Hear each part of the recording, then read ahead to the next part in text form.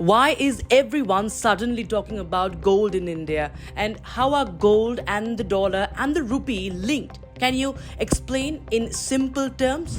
I'll tell you about the link between gold, dollar, crude oil, and the rupee. But to understand that link, you first need to understand something most of us either don't know or tend to ignore when it matters most. Does your money truly belong to you?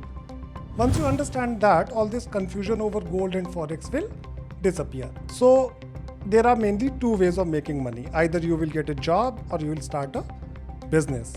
You can also rent a flat or become an investor, but largely jobs and business are two ways of generating an income. Now, here's the interesting part. Every time you spend money from your income, you are contributing to country's growth because money changes hands when there is economic activity. Now, you will also try to save some portion of your monthly income, which becomes your savings.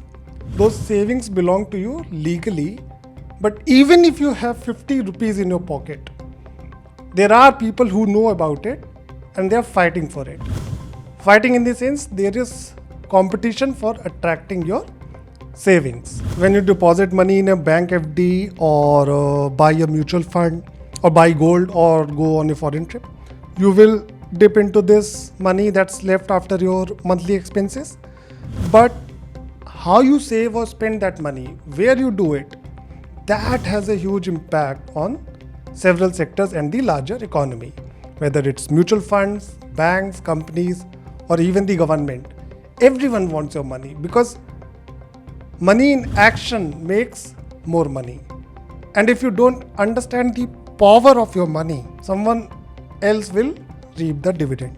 So, gold, dollar, forex, and foreign travel are all interlinked, and how we save and spend decides the direction of the economy. Is that correct? The classic gold standard started collapsing during World War I, and it was gone by the 1930s. In the year 1944, 44 countries got together and Bretton Woods Agreement was adopted.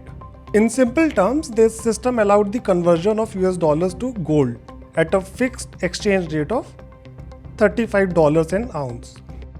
And countries started settling international balances in dollars. You see, that's how gold and the dollar were linked. And the world's financial system started revolving around the dollar. The dollar became the global reserve currency. Then in 1971 came the Nixon Shock. Dollar could no longer be converted to gold at the fixed rate. In essence, gold standard was dumped and the world entered the era of fiat currency. Currencies that are not backed by any commodity but only government trust. That system continues till today and dollar continues to be the global reserve currency. So whether you buy gold or you buy dollar, it would have an impact on any currency, and that includes the Indian rupee. And don't forget oil. US struck a strategic arrangement with Saudi Arabia in 1974. 1974. Oil would be priced in dollars. It's called the Petrodollar.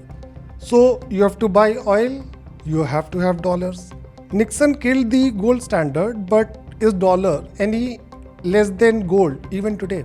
So, if this system has been in place since 1971, why is it suddenly a crisis for India right now?